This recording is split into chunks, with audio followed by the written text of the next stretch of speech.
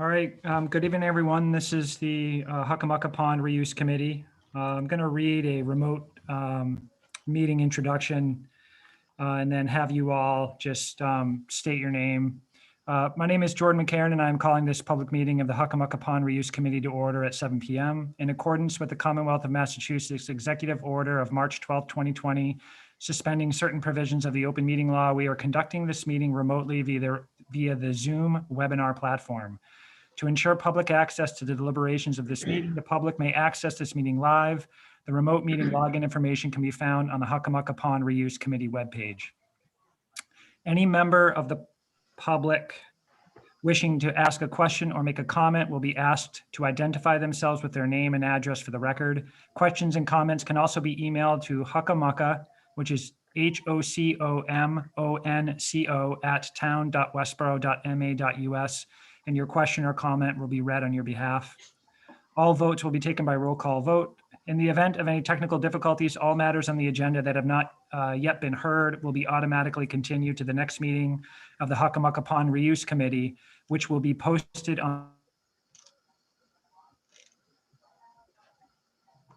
state their names. Again, Jordan McCarran, I'm the Conservation Director here in Westborough.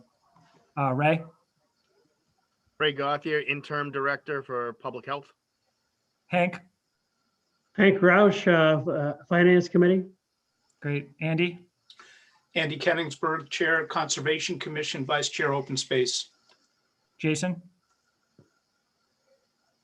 Jason Fursky, Deputy Fire Chief. Jen? Jen Kirkland, Recreation Director. And Gary? Gary Kessler, Conservation Commission. Great. So the first item I have on the agenda is review of committee charge. The charge of this committee is extremely straightforward. It's up on the website here. The Hakamaka Pond Reuse Committee makes recommendations to the Board of Selectmen on the future use and redevelopment of the Hakamaka Pond parcel. I had inquired of several people if there was a more complex or wordy charge, but that is it. In speaking with our town manager earlier today, I think the form that those recommendations take, can be discussed.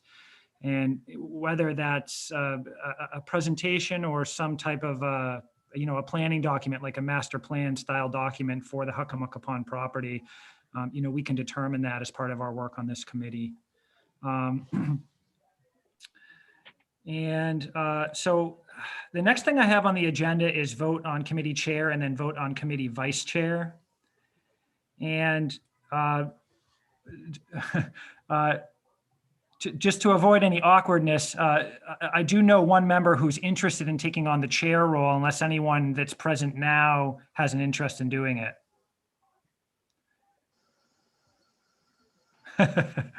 Well, hearing none, I know Shelby Marshall, who's going to be on shortly and represents the Board of Selectmen, is willing and able to take on the chair. If someone can make a motion there, then we'll go through the roll call vote. I'll make a motion to make Shelby Marshall chair of the committee. Who was that? This is Ray. Okay. And can I get a second? I second it, Andy. Okay. I'm going to do roll call vote. You just say yay or nay. Hank Roush? Yes. Ray Gauthier? Yes. Andy Kenningsburg? Yes. Jen Kirkland? Yes. Gary Kessler? Yes. Jordan McCarran votes yes. Jason Fursky? Also, yes. Okay. So the yeas have it. I also need a motion to elect a vice chair for the committee. Anyone here have a particular interest in doing that? Okay, hearing none, I'm willing to do it. If somebody wants to nominate me, I'll accept that nomination. I move to have Jordan McCarran be the vice chair of the Hocomonco Pond Reuse Committee. Ray Second. Gauthier seconds. Okay. Hank Roush, Yes.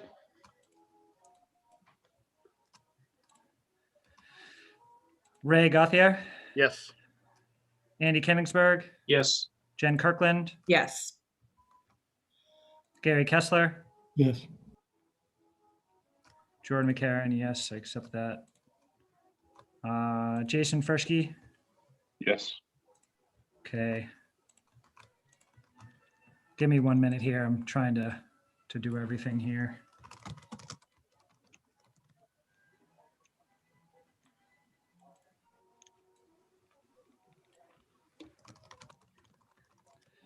Okay.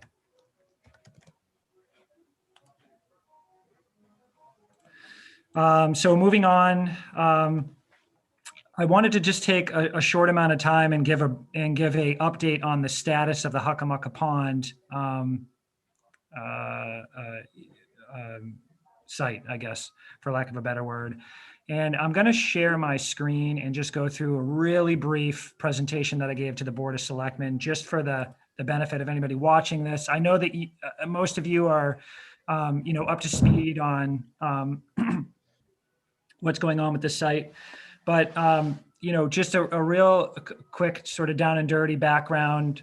There's obviously historic and long-term contamination on the site from multiple uses, but most notably creosote contamination from a wood treatment facility on the site.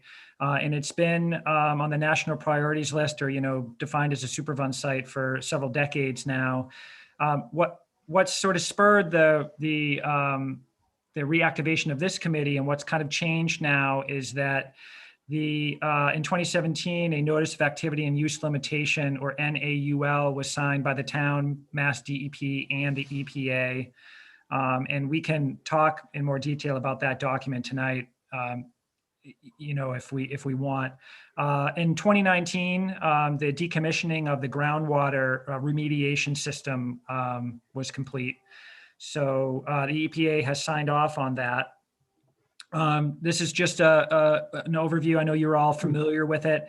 I'll show it a better aerial after this, but most of you are aware there's a small trail system over here, which I actually explored for the first time yesterday. And the contamination hotspots on the site are centered around this former lagoon and landfill area. And then there's a number of existing monitoring wells that will be maintained on the site, and that will create limitations, or will just be a consideration for what we do with the site, and where we're able to locate any new structures or any new activities. So here's just an overview of what's going on. Again, the former lagoon and landfill that are both capped, and will need to be protected, and access to those areas will, for the foreseeable future, will need to be granted to both the EPA and Mass DEP for ongoing monitoring, as are some of these monitoring wells, not all of them. That's something that discussions that need to be had, further discussions that need to be had with both the EPA and Mass DEP, as well as the Beazer East, who is defined as the potential responsible party to the remediation. So the status of the reuse now is that the EPA, as I said, has approved the decommissioning report. I made that available to you all. It's not a long report, but you can review it if you like. There is a building, as you know, on site that's been completely decontaminated. It's a warehouse. The facilities director, Jim Stewart, and I went in a couple weeks ago, and that's obviously something else for this committee to consider. What might we do with the building? And then, as I said before, the NAUL agreement is very specific about what can and can't be done on the site, and where on the site those certain activities can or can't be conducted. So the way I presented this to the Board of Selectmen, and these are kind of some of the questions that this committee will need to investigate, is what can and should we do with the site and the building? What activities are permitted on the pond itself? That's something that I need to get my head around, and maybe somebody on the call tonight has, information on this or recalls from the previous iteration of this committee. But the contamination and the notice of activity use limitation is really centered on the former lagoon and landfill. It doesn't speak to the pond specifically, but I know there are limitations to what types of activities can occur along the shore. And so that's something that we need to consider. The perimeter fence can be removed. And we have a key, we can go in and out. We have access to the building. It's all,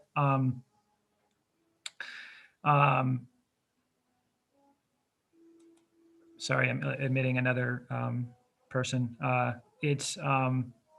It is owned, it's our property now. It's owned by the town, but the area around the capped landfill, the lagoon, and the existing monitoring wells will need to be restricted in some fashion and made accessible, as I said, to Mass DEP and the EPA for continual monitoring. And that's a discussion that I can broker, let's say, but as we sort of determine in this committee what we might want to do with the site, then we can have those discussions. And again, we need to bring those players in.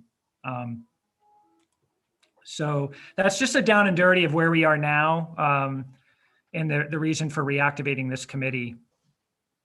Does anyone have any questions or want to make a comment before I continue? Okay. Well, Ray, truthfully, did you have something? Yeah, Jordan, I went back way back into the files of the Board of Health, and just from September 16th, 1982 is when Paul, the first director of public health for the town, had noted that at that time, he told the board that he had closed the pond to all activity until DEQE and Smith Valve Company in the town of Westborough could evaluate the extent of the problem, locate the creosote deposits, decide where it could be moved to. And that's where all the signs on the site from the Board of Health come from, are all posted from that date. They did talk about it a few years ago, and they were talking about if it did come out, they were looking for passive recreation only. So that's the Board of Health stance on it right now. that the signage, I'm sorry, came out of that what you're reading is from September 16th, 1982. Is that what you said? Yes. Thank you. Yeah, just And trying to- I think Steve said that soon after that is when the signage went up, and then they replaced some signage that went damaged or missing. But that's when the Board of Health first closed the pond. I believe the pond has been remediated. They removed all the creosote as part of the Superfund remediation. So I don't think the pond is an issue anymore. But that's a loop we need to close regarding it. Yeah, because it was closed from the Board of Health, we'd need our board to go by and to do a vote so that's why I'm here tonight, is Mhm. get information so I can bring it back to the board. Once we get all the documents, which I have here, we should be able to get a vote of letting the use go back to this committee and making the decision on this committee. But since it was closed by the Board of Health, we have to remove the closure. Ray, as a point of clarification for my minutes, is it the pond specifically or the entire site that you're referring to? Yeah, it just says it's close the pond to all activity, and these were typed, so we don't have them on computer anywhere. So I don't have any other notes from back then. I'm gonna look at some other books. Okay. He did have some handwritten notes. If I can find those, I'll look for those. But right now, it just says pond. Okay. Andy, Jordan, just my a question. recollection- So, a comment about the remediation of the pond. My recollection is that the EPA cleaned up the pond to the extent that they thought was practical. They didn't say that they had removed all of the hydrocarbons. They removed, and I don't know whether or not I believe they removed it below what they thought was a legal limit, but I don't think that was actually specified. So I think we do need to understand what the remaining contamination might be, if any, because I think that does have a lot of bearing on what uses we would permit on that pond. a few years ago, I had recommended to the selectmen that they post at least no fishing signs, because you could go to that pond and you could actually still find places where there was an oily film around the edge of the pond under the water and stuff. So I didn't think it was safe for people to be fishing in there, and I saw people fishing and stuff. I don't know if the selectmen followed up on that, but I think Denzel Drury did. So I think there's more to be learned about, what exactly is going on there. Sure. Well, if it pleases the committee, we can certainly invite, our contact with the EPA. And I mean, there's basically three players: the EPA, Mass DEP's Waste Division. I don't recall the exact name. And then Beezer East, who's again the potential responsible party. Was somebody was going to ask a question? Was that you, Hank? Yes, it was. Jordan, has any funding been allocated to the committee to get engineering or technical resources or legal support or anything of that sort? Or are we strictly volunteer committee with access to EPA and those state agencies? My understanding as it stands now, there's no funding dedicated to this committee. So we have access to our contacts in those organizations and their knowledge, but no funding provided for our activities. We, if I may. So if we wanted to go hire an engineering for, Go ahead, Hank. if we wanted to hire folks to do civil engineering or water testing or anything like that, we'd have to go through town meeting and get an appropriation. That is my understanding. Yeah. And when Shelby gets on, she may be able to provide more clarity on that, but I have been given no information that this committee has any specific funding. Hank, but that's a good question. I'll make sure that's in the minutes. Yeah. Andy? Yeah, if I may, two things. Beezer is going to be continuing groundwater sampling on a overall decreasing basis, but they're going to continue to do that. There is still contamination deep underground, which they could not remediate. The other thing is we have the entire EPA record from the very beginning all the way through all the deliberations, of volumes of material that are sitting in the public library in the basement. I have a lot of experience working with these kinds of reports, and if we need to do research, I'd be happy to do it. If there's questions that we need to answer regarding, what you said, Gary, about how much of the material was actually removed from the pond, and was it below certain limits for risk assessment. I would agree with you that people shouldn't be fishing in the pond by any means, but you can say that I can say that probably for most water bodies in Westborough, that's the case. But I wouldn't see any reason why we couldn't put signs up saying this pond not safe for fishing, but other recreational use. I'm sorry, I'm digressing there. I would happy to look through that material if we need to. Andy, we also in my office have at least 2 boxes of old reports, not related to this committee, but related to the EPA's work on the site. So I can coordinate that with you. Good evening, Shelby. Hey, you guys. Sorry I'm late. That my other meeting ran long. No problem.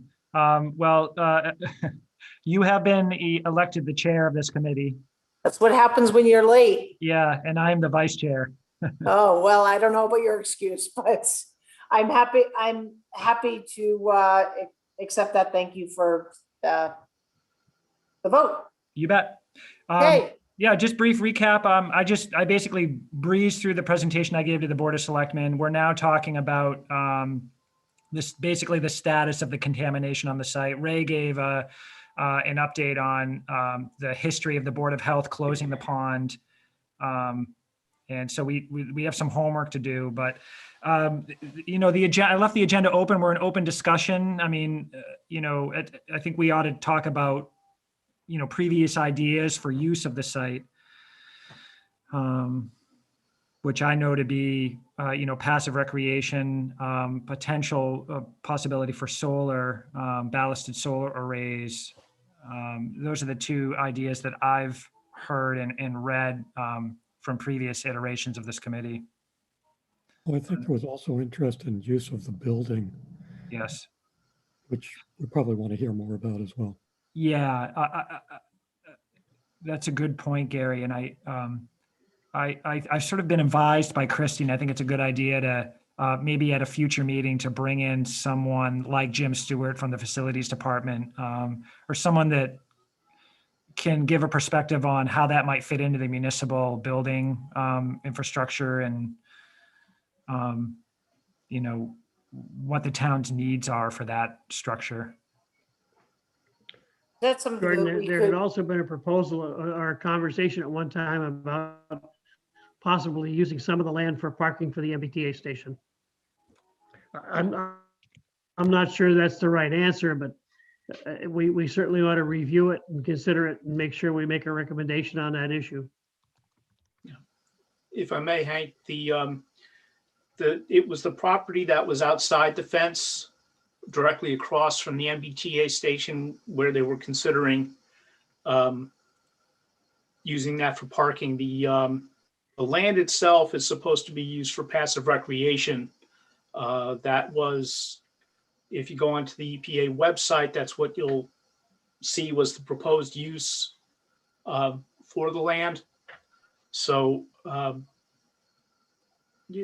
using it for solar array or active recreation, I don't think was the intent at the time. But, are we bound by that, Andy? well, that's going to be the least invasive use of the site. The more you dig, the more potential problems Sure. you end up with. And that was why I recommended that the land that was adjacent to the fenced-in area, that we don't go after that as a parking lot, because they didn't investigate it very well. And myself and Steve Durrett were of the opinion that don't go borrowing trouble. So that's my opinion, but I'm pretty sure that, I know that's what's on the EPA website. Whether we're legally bound to it, I'm not sure. I can't answer that question.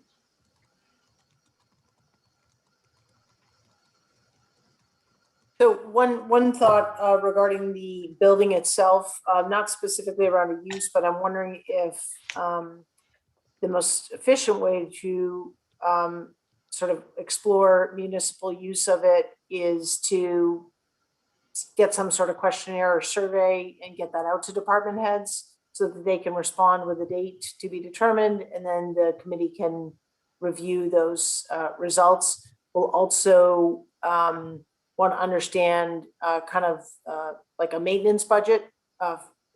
Probably use will dictate kind of maintenance around that and what would be required for that. Shelby, you just sparked the thought. Hank had asked a question before you hopped on, and whether there's any funding allocated to this committee for any kind of work we want to do, planning work, engineering, surveying, et cetera, or for example, engaging our own LSP around a specific activity. And I thought the answer was no, but I wanted to check with you if you knew.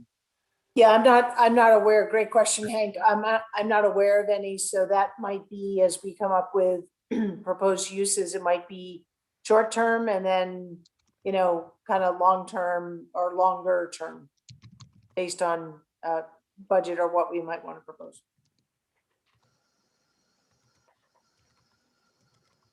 Andy, you inadvertently raised the issue in my mind of, is the fenced-in area congruent with the piece of land that the town of Westborough owns? Oh, We we own all of that. We own all of that. We own what's fenced and what's not fenced, right? Yes. Yes, So we need to make recommendations on on the entire piece of property, fenced or not. the fence is roughly here, if you can see my cursor. And this is part of the charm bracelet. This is an existing trail you can hike now.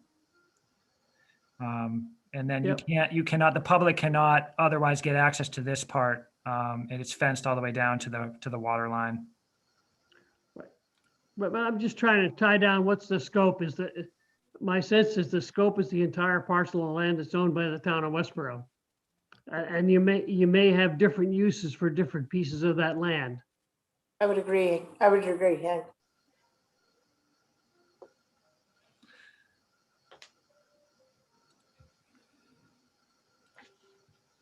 So, do we want to, as an action item from the committee, or kind of as a to-do, take that we need to create a questionnaire for departments?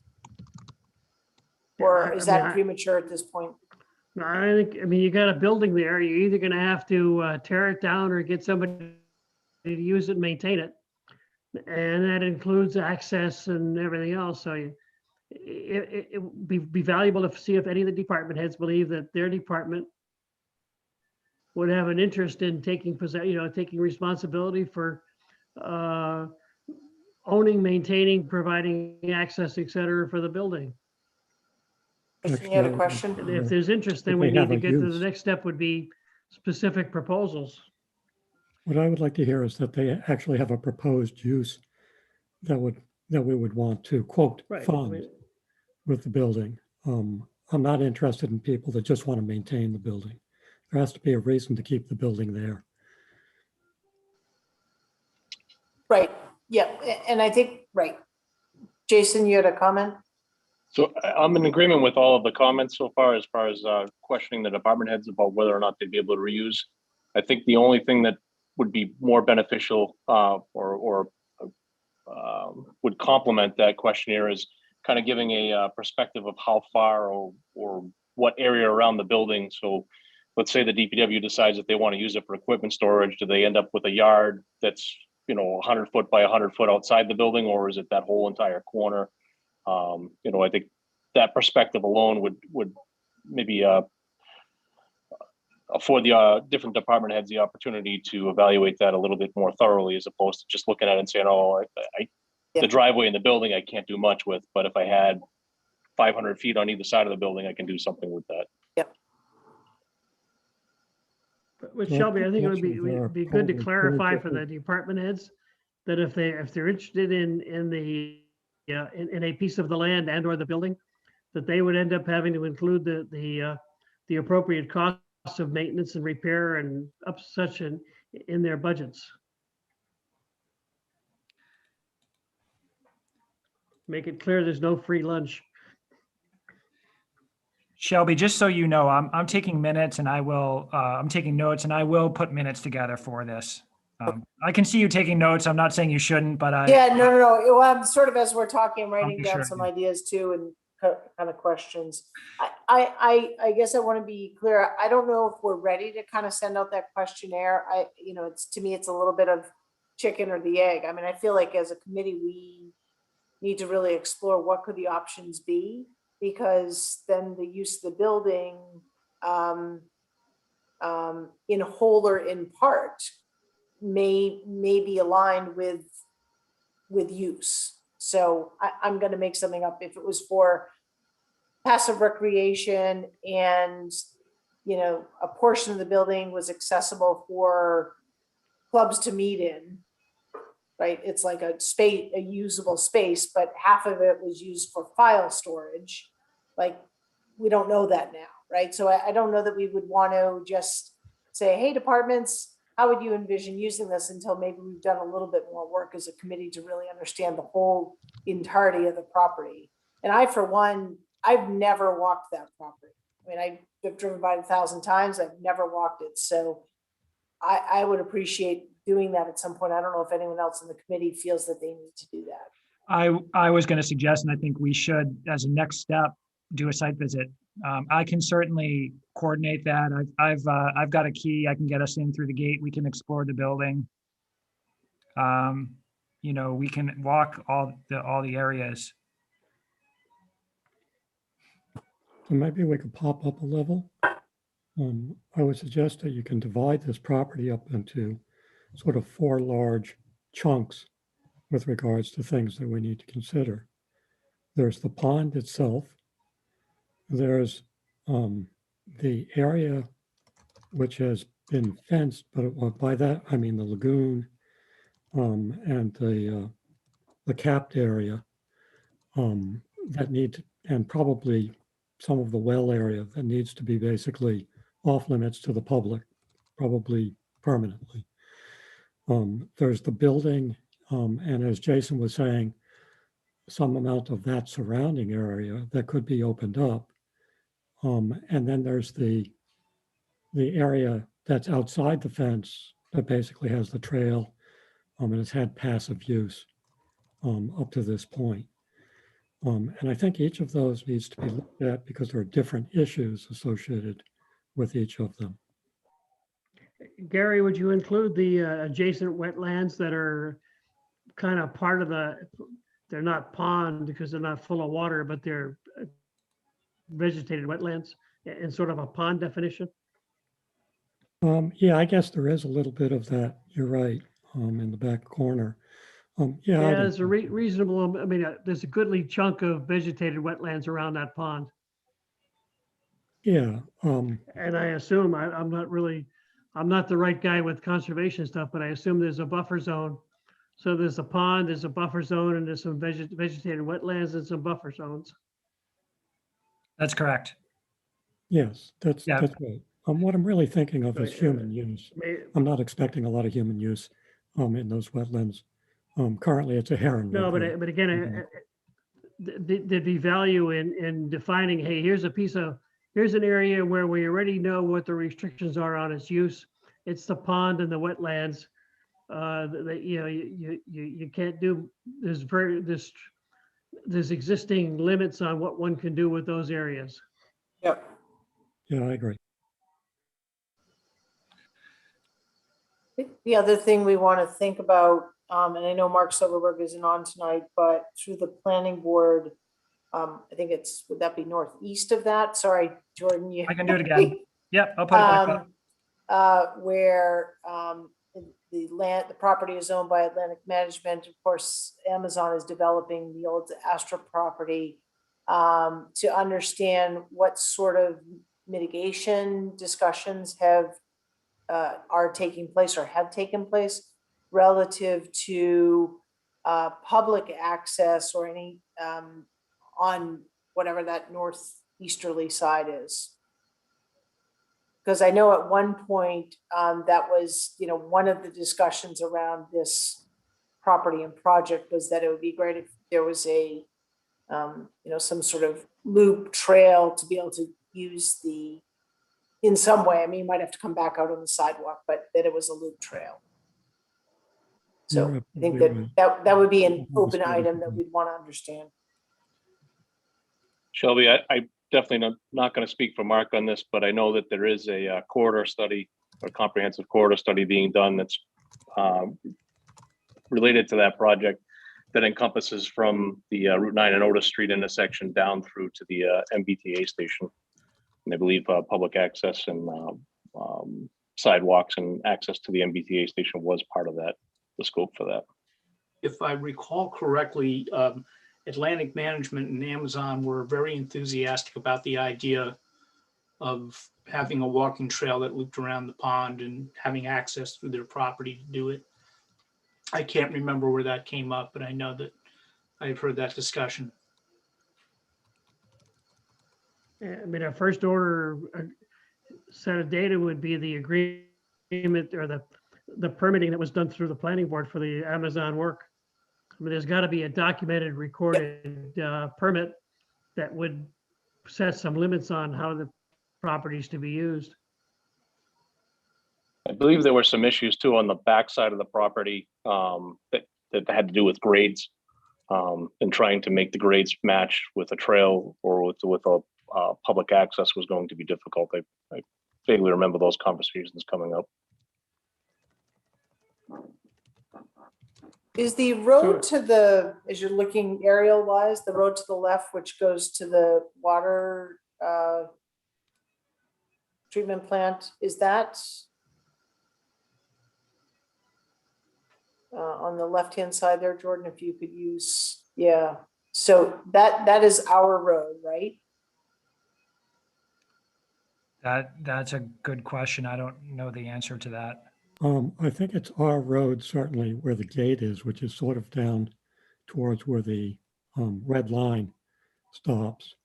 The front of that road has access to the parking lot for the commercial building. Let me, I'm going to change my share so I can, because I've got it up on the online GIS as well. That entire roadway is controlled by DPW gates. So access from about 50 feet off of Smith Valley Parkway, there's a gate that's controlled by DPW access, and then there's also gates as you get closer to the water filtration plant. Okay. So that would be something I think to Gary's point, as we look at this in chunks, we would also want to understand access points to this area, whether it be for, vehicle access or development of any sort of parking if we needed to, or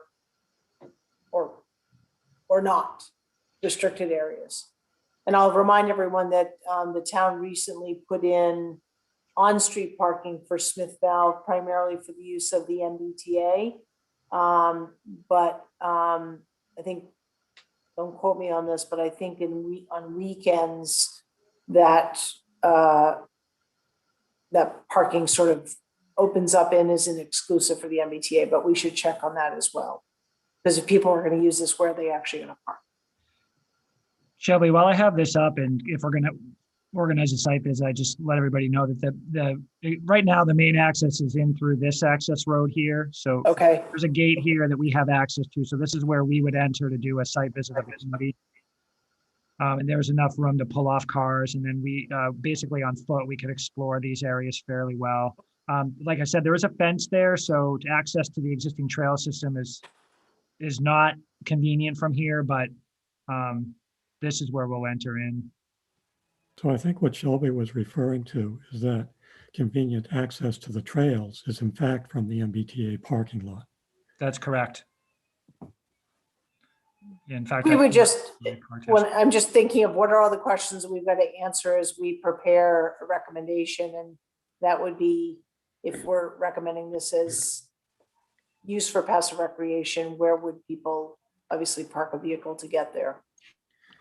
I did see that Bill in the chat wrote, he believes that trails, there are plans for a trail behind Lowe's linking Otis Street to trails to the east. I believe he's referring to the B. Waltz multi-purpose trail. I think, Annie, you're nodding that sounds familiar to you. Mhm. And Bill is saying this property could be a link to the trail around Mill Pond. The building could possibly be useful as a nature center. So we'll just kind of jot that down. Interesting. Jason, you indicated there's last time I was over there's a motorized gate on the road that leads into the one of those parcels. It's about 100 feet in from Smith Valley Parkway. Is that under the town of Westborough's control, or is that somebody else's motorized gate?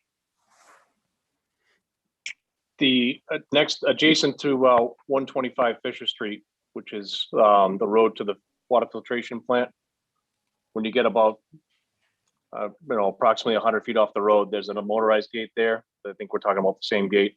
That's controlled by the DPW, so it leads to the wells in the back and the water purification plant. So that road is a town road and is owned by the town? I would Does it assume. access to the filtration plant? Yeah, because we own the plant too, so yeah. So I mean, the town has control over whether that gate exists, is open, whatever, and they also have control over that road. I would agree with you.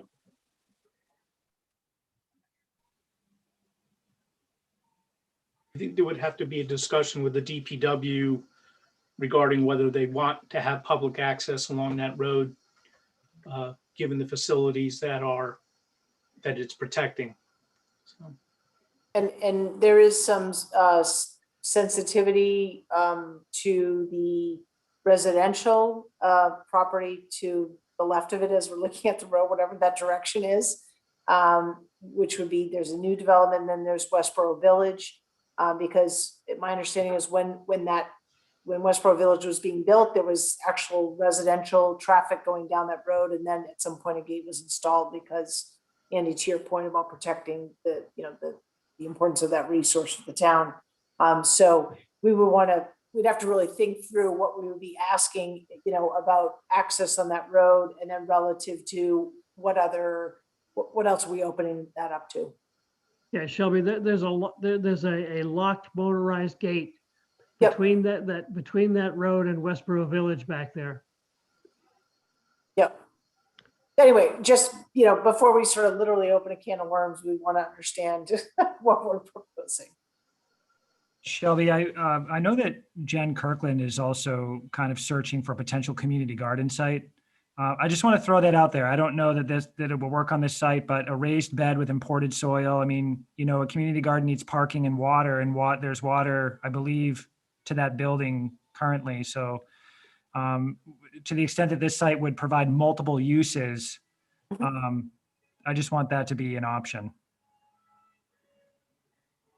Then I don't want to put you on the spot. Do you have other things you'd like to share? Me or? Yeah. No, this has actually all been very informative because I don't know much about this site. Earl Story, who had been a part of prior committees, past rec directors have kind of just looked at the site, and there's really not a ton that we can do with it. We've kind of, I don't know. I don't know much about the building, but that's sort of been, could we put a gym in there? But no real huge desire. But Jordan's right. I have been talking with him about a potential site somewhere for a community garden, and if this place works, then great. But outside of that, I don't know. I mean, I'll be interested to see for myself. But from what I've heard, it doesn't sound like much active recreation could happen up at that site. We'll see. If I remember correctly, the building is less than 10,000 square feet, Okay, so which is from an indoor recreation perspective is a rather modest sized building. yeah. Sounds like my kind of track. Even a half basketball court would be nice, or a pickleball court like Andy had sent to me. We gotta go with bocce ball. We need a bocce ball court. Right. I'm sure there'll be a line of people rebuild it, or an open building. I'm sure there'll be a fight to be had, but Well, so to that end, I'll just put that out there, not as an immediate action. We might think about how we want to, and if we want to, solicit community input for ideas. I don't think sort of just throwing it out there like, oh, what do you think is a good idea? Because there's so many restrictions on this property. It would really require some education and, a little bit of a, kind of road show or something before folks could, I think, offer thoughts. But we might somehow tie this conversation into the work being done with the master plan to see what sort of ideas are coming out of that for, need and use and ideas from the community. So if we could just parking lot that, Jordan, as to how, just like we're seeking department input, I think that there should be some level of community input at some point in this process. Sure. I think Gary's idea that says if we could create a narrative that says there's 4 parcels here.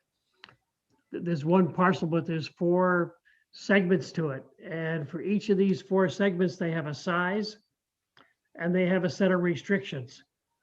Until you understand the size and the set of restrictions on the parcels, i.e. the available, the usable parcels over there are not very big, in my opinion, from having looked around the site.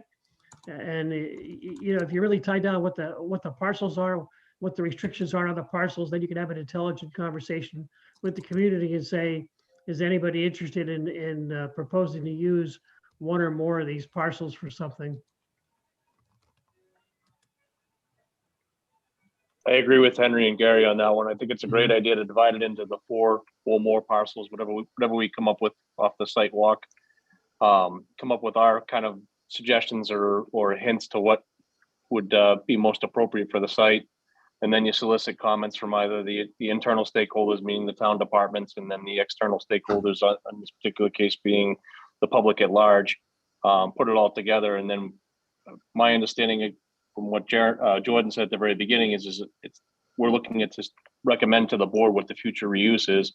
We could basically create a smorgasbord for them to kind of pick at and say, okay, yeah, we're in agreement with this, and then I don't know whether it solicits and goes to town meeting at that point, or how they move forward with it.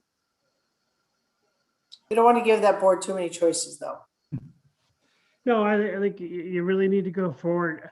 I would suggest you want to go forward with a preferred set of recommendations. I mean, you need to give them some leeway, but you need to give them some help on what do you think it really ought to be done with it. Andy, I'm curious, this idea of ballasted solar arrays that's been previously proposed. Do you have any insight on that, or? Well, this was something the previous town manager, I hate it when I lose my words, came up with, and there was a big discussion about it. And I think the whole thing got tabled because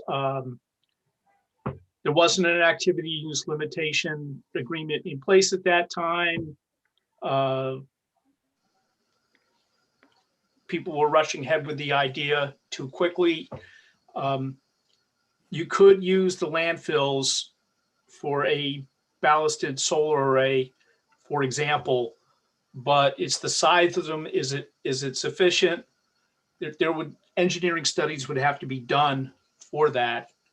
The idea of using that, but it would also have to be discussions with EPA regarding whether that you can put anything on that cap.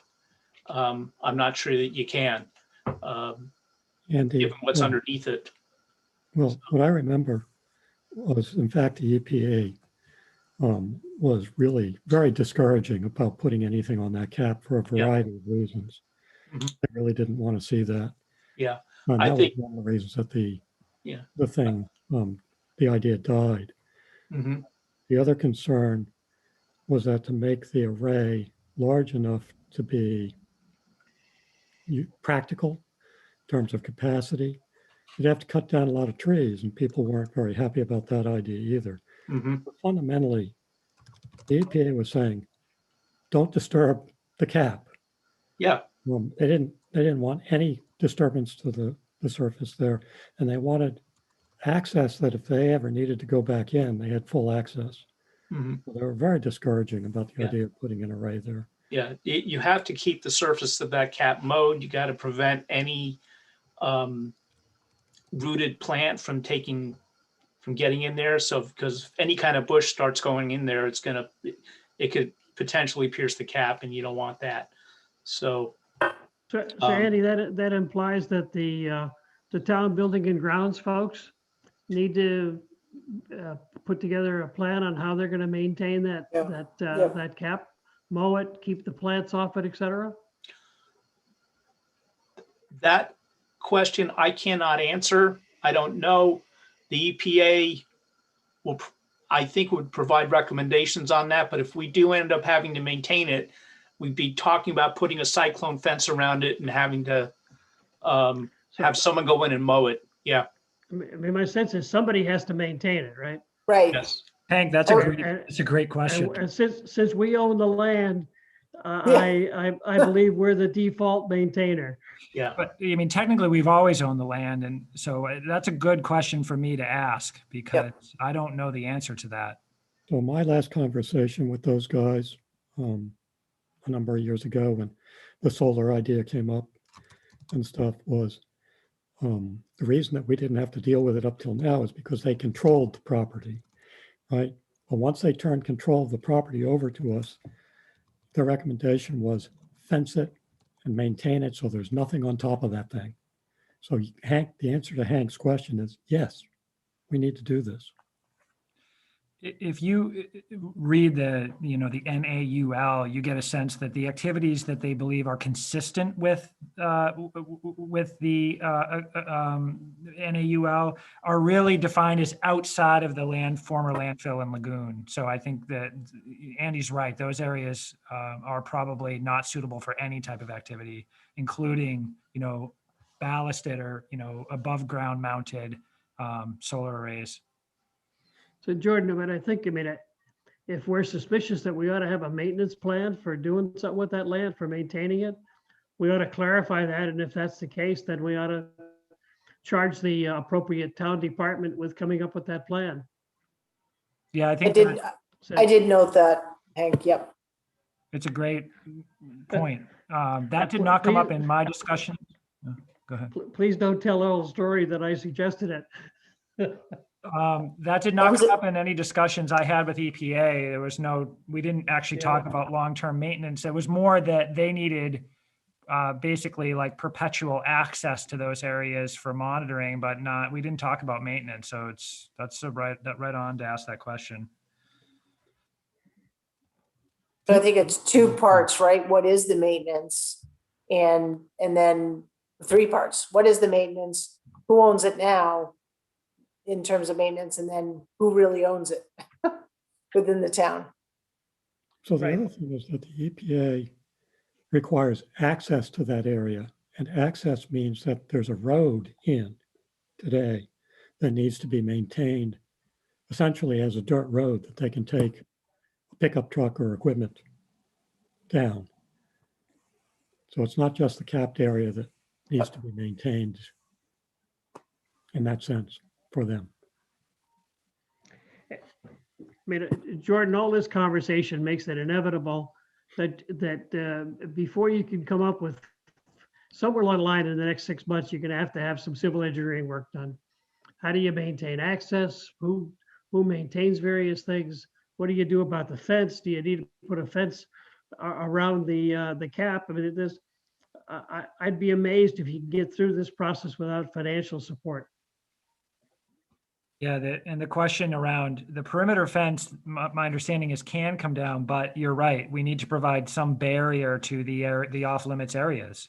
And I believe they are going to do an analysis of the existing monitoring wells and determine which wells can be decommissioned, or what additional wells can be decommissioned. But there's going to be an area there that they need access to that we really need. That will need to be prohibited. So, Would it be helpful to this committee to bring in whomever they are yeah, to speak to some of this and maybe to answer our questions? I mean, I know there are clearly folks on this call that have a lot of history with this property, and then many of us who don't. But it's also very much about kind of looking ahead and Andy, that's pretty funny.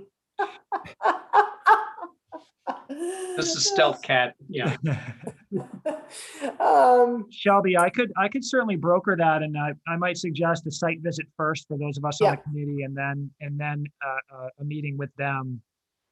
I don't know. I don't want to put it, if I'm the only one that's interested in that, I don't want to put that out there, but. No, we got to make a site visit. I believe I need to make a site visit. Yeah. I would sort of argue that we might want to allow department heads, I mean, other people too, to visit the site to determine whether their department can use the facility, unless we're planning on somehow providing sufficient information for somebody to decide that, or develop a plan around that. I agree with you on that, Jordan, but I think that phase is down the road a little bit. Correct. I think once you kind of figure out differentiating the different spaces and what's available out there. Yep. I think we need to be a little more organized with regards to the questions that we would ask. I think Shelby's idea of asking the experts to inform us, God forbid we should ever do that, right?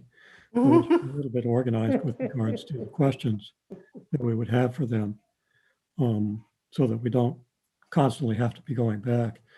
And then I forget, it might have been Jason who made the point earlier that dividing the property up into sort of 4 parcels so that we can talk about them, But the first thing I think we need to do is we need to identify the limitations on each of those. In order to identify those limitations, I think we're going to need more information from experts or the documents, or both. So I think if we're going to pursue this in sort of a stepwise fashion, we need to sort of get our ducks in a row in that regard. And we probably need to write some of this stuff down.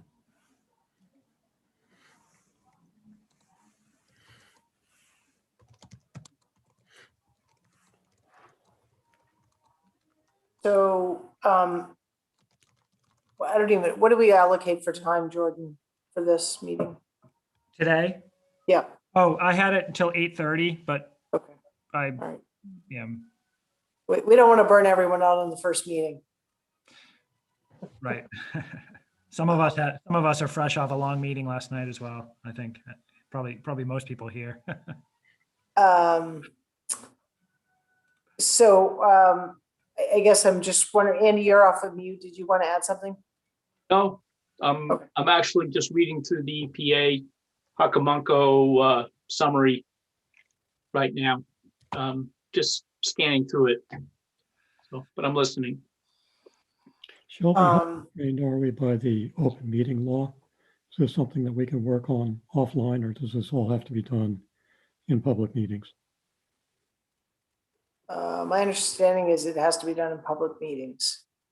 Okay. You are allowed to set up subcommittees that are Right. less than a quorum Yep. to provide information and input and do assessments and that sort of evaluations.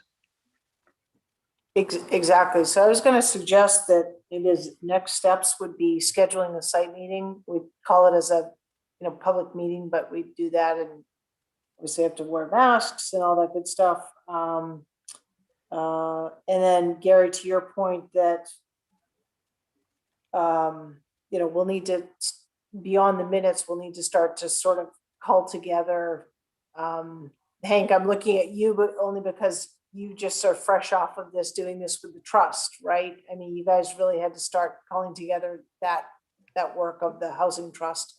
And it's very much the same way of the pieces and parts. So I'm not looking at you to do it. I'm just saying you've got that fresh experience. So I'm not sure we have a whole lot to write about right now, other than our minutes, but we will need probably a subgroup to work on that.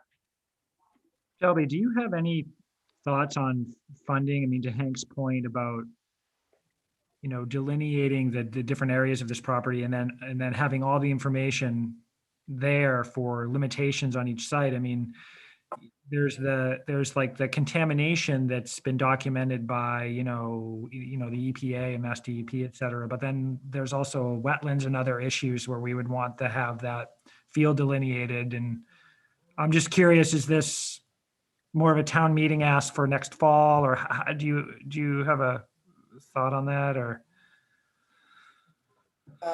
Candidly, I don't at Okay. this point. I mean, is there any possibility you could ask for $10,000 or $20,000 at the ATM to get some engineering support? I think that we'd have to, my sense of how things traditionally go is that we'd have to have our work done first and then bring it forward probably closer to the fall based on the Okay. work. And this is the next step to bring it forward would be, there's a grant and then there's funding and, or a match or something like that. Yeah. And there are just a lot of things. I mean, actually where you're going, Jordan, with funding, I mean, I think about all the different potentially, committees that we need to connect with, right? So folks are represented here on those, they have to then go back to the committee potentially. So, open space, conservation, active transportation safety, like all of those components at some point will probably need to get input from other committees, whatever those questions might be. But I agree with Gary. I think we need to understand what are the limitations first to sort of to pare that down by sector and do a site visit. I feel like that's the most obvious next step. And I can certainly explore the funding question with Christy just as a general, what are her thoughts around timing, and Jordan, you can do that as well. Right.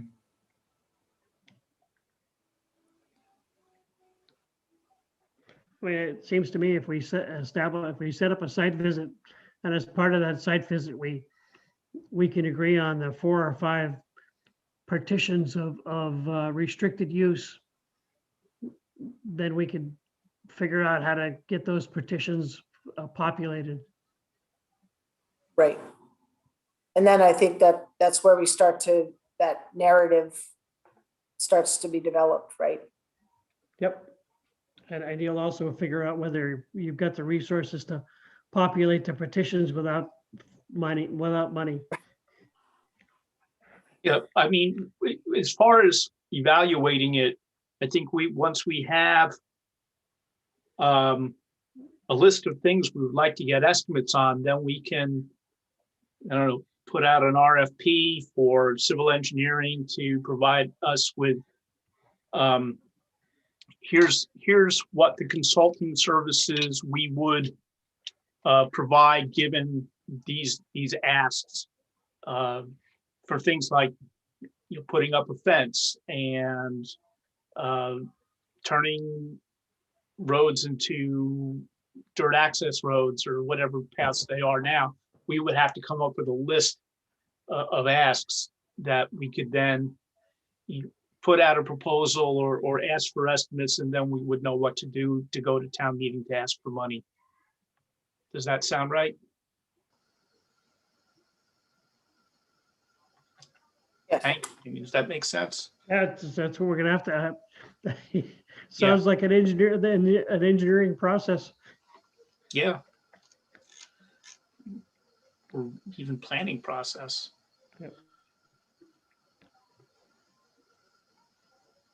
So is somebody going to put out Set a something, date. ask for a time for a site visit?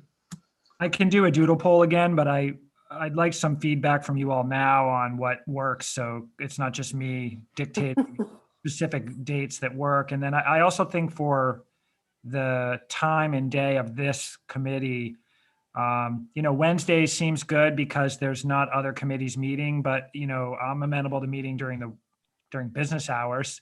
But I know there are people on the committee that don't work for the town, and this might be better for them. So, but yeah, I mean, it's the ground is clearing. I mean, the weather's improving, so I think we can get out at really any time.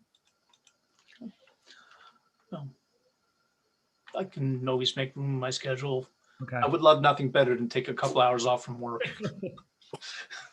Go for a walk, right? Right.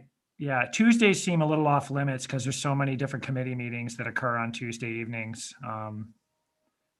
But I mean, a site visit, you're gonna have to do daytime, right? I mean, Right. you're gonna need daylight, Yeah, because I don't think there's any lights in the building or on the site. there's lights in the building. Okay. But I mean, it's light till 7 p.m. now, and next week we change the clocks change ahead. But I think the latest we want to meet ideally would be probably 5, but Yeah. before then. Yeah, I would say. What about I'll just throw it today. What about the 31st of March? I don't know if that's later than folks were hoping for. I'll just.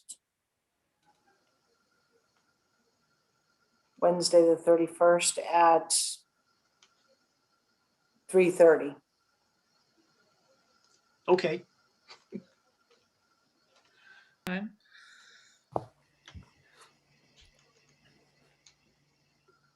Gary and Bill? I guess I'll Yeah. speak.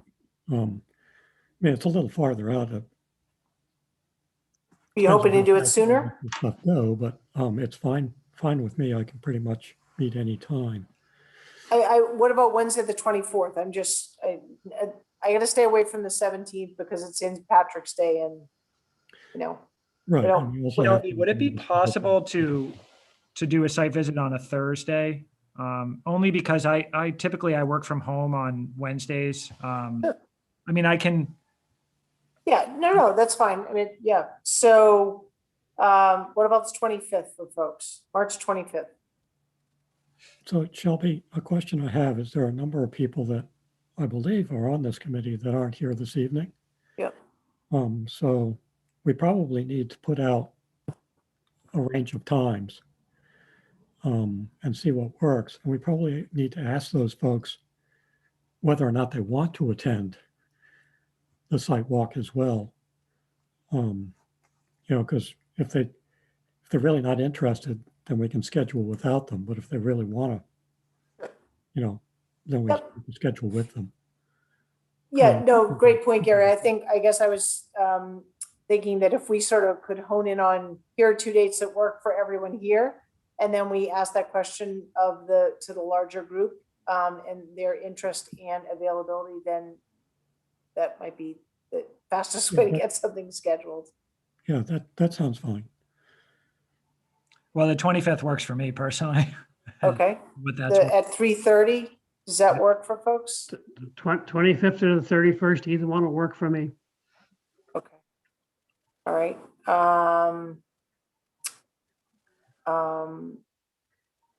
Jordan, are there other days that are good for you or anyone else here, Jason,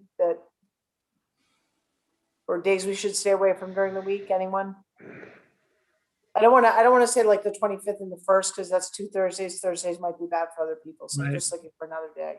Just Thursdays are difficult for me because I have to do the COVID report. Takes about 3 to 4 hours, and I usually do it from 2 to 5 to 2 to Okay. 6. So I can probably squeeze it out one day, but I wouldn't, Okay. Yeah. It's difficult for me, but I can make it. I work for the town. I'm at your beck and call. yeah, and Shelby, that's the same. I'll make it work. Whatever. And also worst case scenario, I have representation from the commission in Andy and Gary as well. So Okay. What about, Mondays can be tough for folks, but what about the 29th of March, Monday, 29th? yeah, it works for me. At 3:30 as well? Yeah, that works for me. Okay. Okay, so, Why don't Jordan, we if put the three dates and times out there and yep, see what kind of response you get. okay.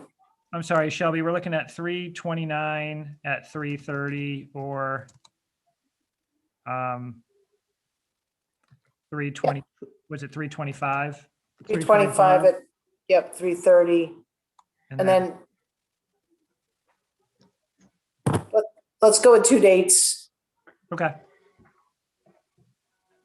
Too many choices, people like, I don't know, yeah, whatever. I'll get that out. I can get that out this week. Yeah. We'll just go with the one where the most people can participate. I do think, to Gary's point, it's probably a 2-part question. Do you want to participate? And if you do, Yeah. please respond. Right. If you don't, I'll post agenda for this too, Shelby, just to avoid any conflict of the open meeting law, because ideally there'd be more than, well, I don't know what a quorum is for this group, but yeah, no, we should definitely post it. Yep. We won't drag Jeff from Westborough TV along for that, but Bring along the drone. and I'll reach out to, it's Derek Golden at the EPA, Mike Bollinger at Beezer East, and I don't remember our contact at MassDB. I'll reach out to them and just let them know that we will be asking that they participate in an upcoming meeting, just to get it on their calendar. They've agreed to do it. I mean, they're ready and aware, and I think they want to have a discussion with us to just understand what our plans are. So I can do that. yeah, as I went through the documents, it's not at all clear to me, like, what, as we go forward, sort of, to what extent the town versus the EPA, or, kind of who who will be able to govern use and determination. It's going to be an interesting interplay of roles and responsibilities. Yeah. I think to me, it's always seemed like a chicken or the egg thing. EPA won't take the fence down until we have a use for it. And you want the fence down so we can have a use for it. I don't think we're tied to a specific use by EPA. I'm just looking at the Superfund site. I can you just do a search in Hocomonco Pond on Google, and you come up with the site information on EPA, and it does say about redevelopment of the site. The last that they heard, I guess, is that the town of Westborough would like to preserve the site as open space and will use the former groundwater treatment building for record storage. So we're not, it doesn't look like we're legally bound by anything, but I think we'll be, based on the NAUL, that we will be extremely restricted on what we can do there. Given the restrictions that they have put on the site and how much of the site is off limits. So, but around that, yeah, we got plenty of discretion. So Jordan, thank you for creating the Dropbox documents. That's very helpful. Was for folks that tried to get in and see those documents, were you successful? Yes. Yes. Okay. I just want to make sure there weren't any access issues. Okay. So I do think if you haven't had a chance to comb through those, kind of lots of legalese language, but we should all be familiar with those documents to the best of our mental capabilities. Can I explain? Is there any straightforward way to get? I'm sorry, Hank, go ahead. Is there any straightforward way to get clarity on what the water quality is for the pond itself? Good question. I mean, the pond itself could be an attractive nuisance. well, there already is a put in at the corner of the treatment plant road. There, people have put in kayaks and canoes there. Do use the pond for that. Yeah, So- so I mean, there's got to be the last known analysis of the water. When was it done? What did it tell us? Yep. So we sort of understand it. That'll help us understand when we need to commission a evaluation of the water quality at this point in time. I believe those. So I think sorry, go ahead, Andy. Those records should be available, either we have them in the library or Jordan has them in his box, or we can probably, the next time when we do talk to Beazer and the EPA, we should be able to find out the last time the pond was sampled. I do have a couple boxes of paperwork that we got from the EPA and the Board of Health. It's just a couple boxes we have on a shelf, and I'd be more than willing to pull those down, take a quick look through. Okay. Yeah, so I think as we continue to comb through the Dropbox information and think about this project, I would just encourage everyone to write down, what are the questions that you have and who might be best to answer them, so that as we go forward, we're not losing that information. Okay. Shelby, when I reach out to Close is good. when I reach out to my contacts, I will pose the question about maintenance, what's required and what the expectations are, because that may be something that we need to act on sooner than later. Yeah. Or at least have an understanding about what the requirements are there.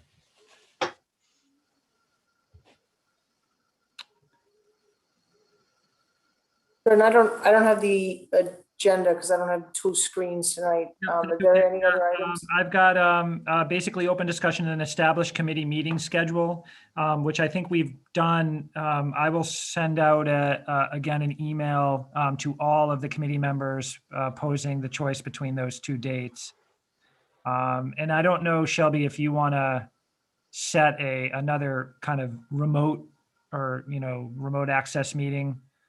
Well, I think we probably should. Well, I don't know how frequently we're going to want to or need to meet, and again, I think some of that might be dictated by if we have subcommittee work going on.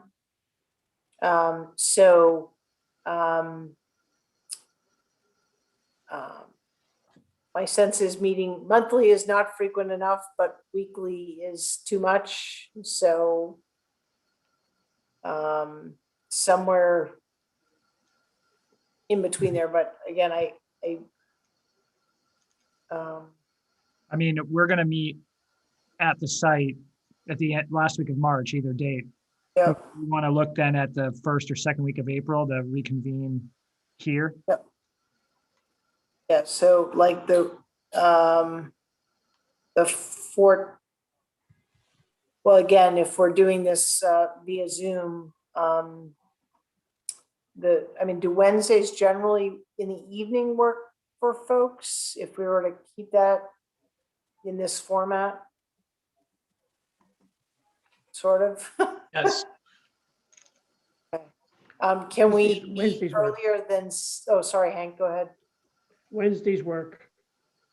Can we meet earlier than 7? If I could speak on behalf of the staff present, I mean, if we could meet during business hours, that would be ideal, but that there's a public access thing where, Sure. but also those of you that don't work for the town, I mean, would, 4 PM or 3 PM on a Wednesday work, or do you want to stick to the evening? I can be flexible. Yeah, me too. So, Hank? So, Jordan, perhaps in the request for the site visit, you could also put that out as, the larger committee's availability for a meeting at, let's just say 3 PM. Sure. Gary, does that work for you? Yeah, I mean, sometimes I do go out of town. I don't know. I might. Oh, need to sure. come. No, you're Mm. committed to Westborough Mhm. until, we finish this project. If I can say too, the folks that aren't here tonight that did contact me, Sarah Dahlia, who would represent the school committee, and Ellen Google, who would represent Active Transportation Safety Committee. I think they have conflicts on Wednesday evenings, but at Thank least you. Ellen said Yeah. that Wednesday earlier in the day would be fine. And Okay, I don't know what Sarah's schedule is, but I get the sense that earlier in the day would work for them. Okay. But I'll put that question out, and then. Okay. But are we looking at that Wednesday, the 14th? Is that what you? yeah. Okay, So let's say the 14th, and, if we could have these meetings at 3 or 4, great. 3, I think seems to be ideal. Okay.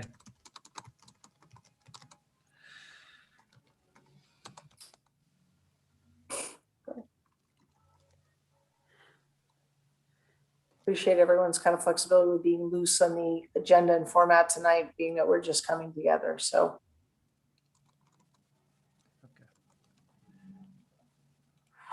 Okay.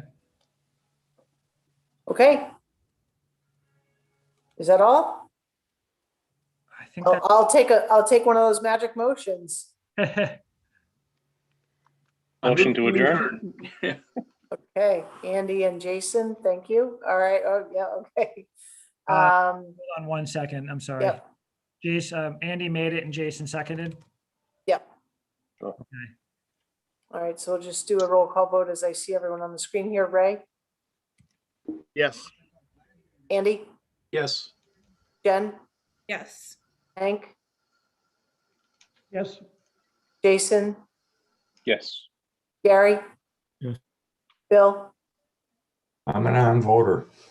A non-voter, I'm sorry. Well, thank you for being here, non-voter. I don't have the list It's in in front here of me anyway. tonight, so thank you. Okay, I'm sorry, Jordan Yes. and Shelby, yes. Okay, we are adjourned, thanks, and we'll wait for that confirmation date on the site walk. Thanks so much, everyone. Have a good night. I enjoy everyone. the reports every week.